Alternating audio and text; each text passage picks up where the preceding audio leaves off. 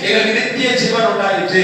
எப்படி பாவம் வந்தோடனே அந்த பூமி சாபத்துக்கு உட்பட்டதோ, அதே போல அந்த பூமியில நீதி வந்ததுக்கு பிறகு அந்த பூமி ஆசீர்வாதத்துக்கு உட்பட்டது. ஆமென் சொல்லுங்க. அவன் தேவன் சொன்னார், உன் நிமித்தம் அந்த பூமி சபிக்கப்பட்டிருக்கும் என்று ஆதாமை பார்த்து சொன்னார். கிறிஸ்துவினால் பிறந்த நம்மை பார்த்து தேவன் சொன்னார், உன் நிமித்தம் இந்த பூமி ஆசீர்வதிக்கப்பட்டிருக்கும். அல்லேலூயா. உன் நிமித்தம் இந்த பூமி ஆசீர்வதிக்கப்பட்டிருக்கும். ஆமென் சொல்லுங்க. யார் நிமித்தம் இந்த பூமி ஆசீர்வதிக்கப்பட்டிருக்கும்?